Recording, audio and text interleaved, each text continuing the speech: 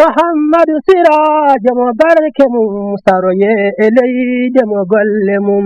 جالي إنو كريد بمم يدي الله نيوك أحمد يو حالما فد دين دي بيته ko fedde kawral yibbe yaadi fedde kawral yibbe yaadi be ndi wete ko do e der regal ram tullay bazo non ene ala kadi do ala e leede gilay do e leede he legal he ha e ciaggal legal he ha e ciaggal wuro go fof ine he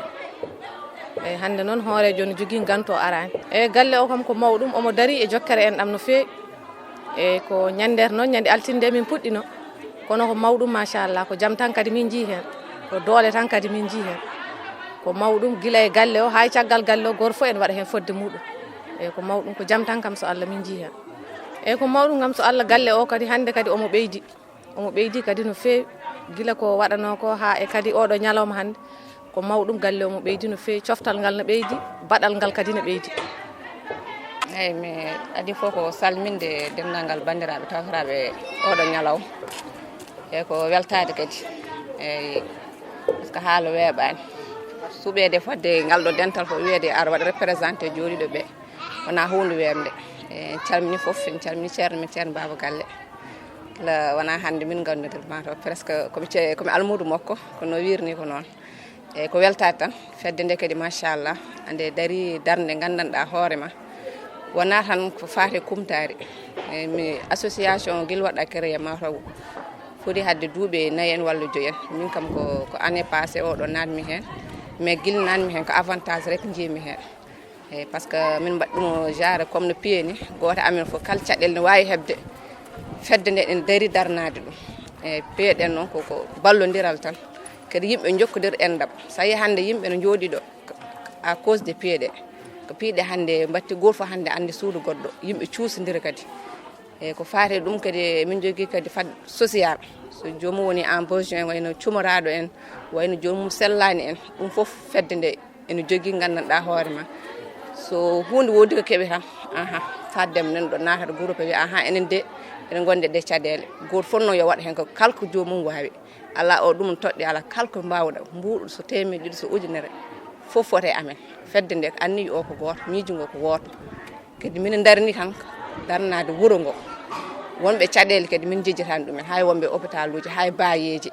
hay sumaraɓe ɓen fof min jejjitani ñan hen on kaalin mais min garta hen tan ko ɗum fedde nde darriɗo eyyi kadi alhaali korko nde kadi nde dari nde ɓe mbi est ce que en eɓɓata ɗum ɗo ƴeewen somma yaaha mbaɗen kumtare nawen e jamaji he e jumaji he kono premier journée min mbaɗi nde min jii hen ko avantage ɓayde min jii avantage min mbi ziyare oɗo kadi ari en porfitate ziyare he kadi ƴeewen kadi kala ko jomum jogui goto fof adda hen ko wawi wadde hen mbaɗen oɗo journée kadi nawen to ziyara to ɓe mbawa wadde hen bénéficié kamɓe kadi soɓe jeeyi ɓe jii ɗum maɓe ñimbo ɗum wuuro ngo kadi so yii kadi ma ñimbo ɗum mbiya nde ɗo fedde de machallah pourquoi enen en ñembata nde ɗo fedde mbaɗen noɓe mbaɗata ni par ce que so fedde nde heewi e wuuro he wayni tan à chaque année so korka waɗi wol yimɓe humtade ene donko ko kumti mais ko wayni ko ene walla ɗumen par ce que en jiiɗo e téléji ɗe marmite du cœur ne waɗa ɗo jomumen gummo guil Dakar mo jaahe région ngaji ne mbaɗa marmite du cœur enene ɗum ɗo way kon au moins ko marmite du cœur tan fof ko gotum ko wonɓe besoin ɓe ko ɓen mbaɗanten kumtare dokkani ɗumen kadi ko Allah wi ko raga e lewru korko sa ko joguiɗa e fewde famde so tamorore so ndiyama itti a rokki neɗɗo ɗum ɗon alhamdulillah koko sadaka tan ɗum ɗo kadi min jiiɗi minen e ɓeydude hen ko yettere Allah yo Allah yarno ɗum yeeso kadi min ñaagui hen duwaw kadi on jarama calminama no fedde nde wona yiƴƴuɓe par ce que fedde nde ne waɗi yummiraɓe waɗi mawniraɓe waɗi miñiraɓe waɗi guiƴiraɓe eyyi ko kawral yiɓɓe yaade yiɓɓe kala wawɗo yaadude amen foof amin kolli ɗum yo ar naata fedde he min kadi min kerdaki kadi par ce que leede ga ramtullayi doole ɗe ga ɓuuri wonde on karamoten amani sifawo nani hen pour wonɓe ɗo ha Sinthiou Malem kadi nani hen par ce que ça veut dire fedde nde wona min ɗum yinani ɗum dal kala jiɗɗo nadde fedde nde kadi min dekki ɗum junggo kadi so yiiɗi nadde hen kadi yo ar naata hen par ce que ɗum ɗo ko hunde gandanɗa hoore ma min jiiɗi fedde nde mawnoye fedde nde yonde mawno ha hubdidin wuuro ngo foof inchallah pour l'instant hay caɗele goto min keɓani fedde he tan guilde sosamo min dañani hen caɗele ko yesso tan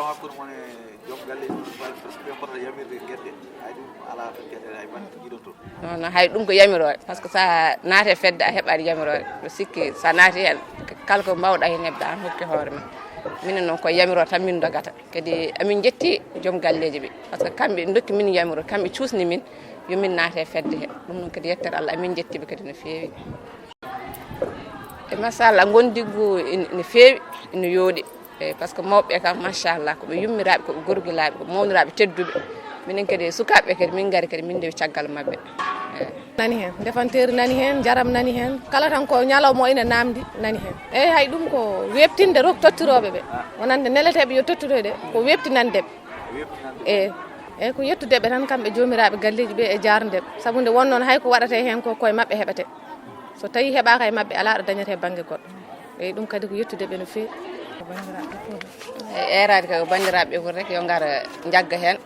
eyyi ɓe gara ɓe jagga e fedde kawral yiɓɓe yaadiɓe gon eran tan min ɗum ɗo yiniɓe min ertoɓe inchallah eyyi so neɗɗo yiiɗi nadde fedde kam noon nde waɗi bureau min jogui président min jogui secrétaire min jogui trésorier e vice président fof no woodi eyyi so yiiɗi nadde fedde tan ko président o tan tintinta inchallah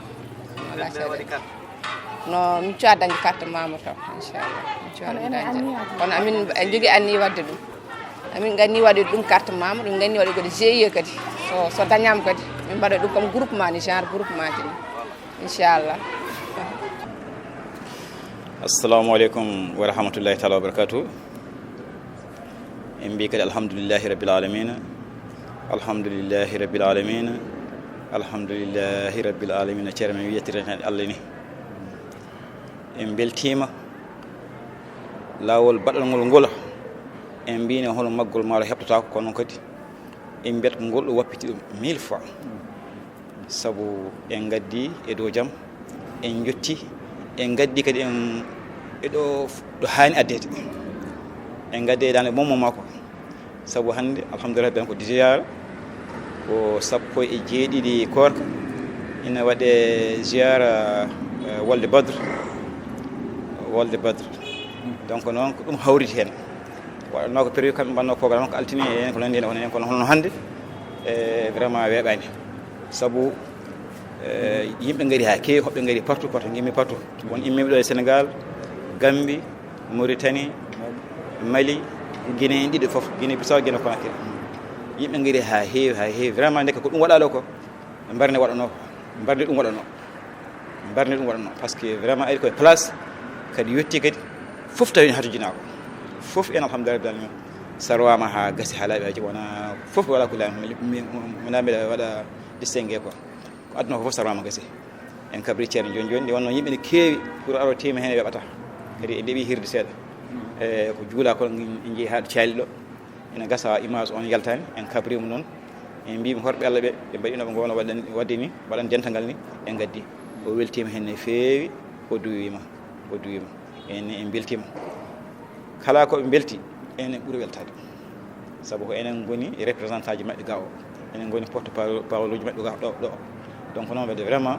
waɗi fayde en beltima no feewi sogol Allah hayso image o yaltani enen kam enen goni image o enen gandi ko woni ga ko paasi ga ko vraiment waɗi fayde no feewi en beltima eɗen duwo tan yo Allah junnan en hono ɗum ɗo kamɓene waɓɓe hen kalisaji mumen ɓi yo Allah barkin yo Allah waɗe barke ko heddi ko yo Allah waɗe hen barke yo Allah ɓoynu en e jokkere enɗam taw ko fi sabilillah yo Allah ɓoynu e jokkere enɗam en jii ngolɗo lawol kadi e leɓuri ngolto lawol hayto banggue programme fof ko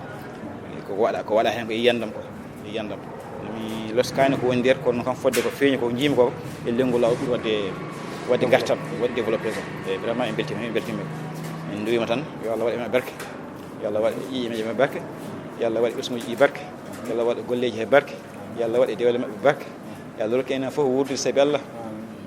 mi haɗum sallallahu alaihi wasallam sabu defte Allah e sabu sunna Muhammad sallallahu alaihi wasallam min beltima Allah jarama so tawi haala ka wonko ñawi hen noon koto musidɗo ga kono kam wona umno yani o min jinno haalde ha feewa yuɓɓinde ha yuɓɓa yewnude ha yoɓa maɗa ko ɗon paama tan Allah jarama eyyi alhamdulillah sukaɓe legal ngal vraiment ɓe balli ɓe balliti no fewi saabu ɓe en tawiɓe toon ɓe balli en Abdoul Bagasuji ɗi ko gawa ɓe cerwi ɓe balli en sarwude fof rewi lawol fof rewi lawol par ce que ko sarwa fof sarwude ɓuuri sattude kono noon so sarwa rewi lawol tan hande ko golle e moƴƴi ko nde wonno mbawi gollude ha fewa so tawi renaka tan jiiɓoto kono noon ɓe nderɗani kamɓe sukaɓe ɓe dewni golle kam wala ko len lawol en fof beltima hen e golle mabɓe eyyi alhamdulillah Gounass TV min jetta Allah no fewi min jetta on min jetta Gounass TV sababu kompita sabu sen ƴeewi to banggue tafasiruji ɗi hande kam ko a wasa yaade tan kono so tawi a naati Gounass TV tan ma yiiɓ kala ko jiɗɗa soit jumaɗo juma chifa jamaji keddiɗi caaliki vraiment alhamdulillah ziaruji fof aɗa yiyaɓa hen noon kadi ko computal ngal no walla no fewi ene ko sagguitorde won ko ganduɗa hoore ma ko ina haale e diine he tawa an koko majjunoma sa heeɗima Gounass TV ma humpita hen tawa waɗani déplacé o vraiment ɓeydima wadde fayida emin downo tan yo Allah waɗi barke golle he min beltani on jarama rakisraji min calmini min beltima no fewi eko kalɗa ko rewi lawol no wiiri ni en garino ɗo ñandede taw koye oɗo sifa garnoɗen sarwude ɗum ɗo golle ɗe wallodirde e sukaɓe rewɓe walla mbiyen sohnaɓe bandiraɓe men rewɓe en darima hen no fewi kono kadi en tawi sukaɓe men tokosɓe gari daari hen balli en hen hande o waɗi sifa carugol kawnigol saabu enen ko ga gowɗen sarwude to banggue golle galle ceerno ga deke noon en gon gayta ha hiiri jaaɗen toon gaddoyɗen alhaali o nde gadduɗen ɗe kalanɗe ɓe woni kisa mbaɗɗen ɗum ɗo goto nawɗen ha nder galle to battiɗen e matériel gonɗo toon carweteɗo koye nder hen battuɗen Allah newni koye sarwema nder galle ceerno he ko hen jaati wattida kadi kalfinɗen ɓe jottiɗen tan guittuɗen foof tottuɗen ɓe kalanɗe sarwoɓe ɓen ɗon ɓe jaɓɓi ɗum jaɓɓugol moƴƴol woni ko kamɓe ƴettata élément ji ɓe kolla ɗumen no nawrata alhaali no vraiment sarwema o yooɗi tawi ko gonga o waɗi fayida sanne ngol lawol eyyi en nawiri hen jama rahmatullahi hay golɗa kadi en nawri hen jama rahmatullahi gongol so tawi Allah newni woodi no wayi inchallah kadi jama goɗɗo nawrte tawi woodi no so Allah newni tawi jaabima duwa o ene wawi mbaɗoya gongol kadi soɓe mbaɗi gongol koye jamaji goɗɗi nawrte inchallah saabu ina fuɓa hen anni saabu ɓe kaali ɗum hen ɓe kaali hay hôpital o eɓe nawra ɗum hen eɗen mbawi eɓe guittanora ɗum hen e duuɗe ɓuurande nde fof eɓe cifta ɗum hen saabu hay ɓen eɓe mbaɗan ɗum hen tawi ko Allah ɓen fof eɓe mbaɗan ɗum hen no fewi ɗum noon kamɓe kam en jettaɓe tan jarneɓe no fewi ɓe mbaɗi ɗo feere moƴƴere ɓe mbaɗi ɗo ko waɗi fayida sanne hande o kam sarema o rewi lawol kadi ɓeydima waɗi jencudi bandi fayida tawi ko Allah noon Allah jarama jokki rewidade Gounass TV ma hollu on ko cohloto fof enen ƴewno dendagal wonɓe caggal leydi ɓe e ko nandi hen ndeɓe garata e ballal mabɓe e scène he ko katantagal manggal ko yarlitare mawde tafsiraji ɗi guilay ko yahate wuuro he kala ko wawi kewde oɗo mo joguiɗo scène Gounass TV o Ousmane Camara sen jiiɗi mbiyen omo jeeya e waɗo Gounass TV omo jeeya e waɗoɓe journal ɗo e nder wuuro he deke noon kanko kala ko kewi omo yaaha omo addoya o yiiloyto o abbo hen saabu haññanden tan wonto min jahanno tafsir kono mamin nodda yo ar wonto woni sumde gaye tan deke noon ay ma jomum en jaaha ɗum ɗon ƴettoya ɗum eyyi ma jaaha ƴettoya ɗum ɗon wadde maɓe pecco soɓe peccima e nder hen tawi se noon jogui matériel seeɗa maɓe pecco soɓe peccima e nder hen fofof ko essence nawata yimɓe ɗum noon eɗen golliti eɗen ñaagui eɗen ballini dendagal yiyoɓe hen ko welata ɗumen belto yoɓe kolliri hen weltare mabɓe ha ɗon bawɗen haade Muhammadu Sirajo mo barke mum saroye e leyde mo golle mum jaali e nokkuure yiɗɓe mum jaɓi Allah njokke Ahmada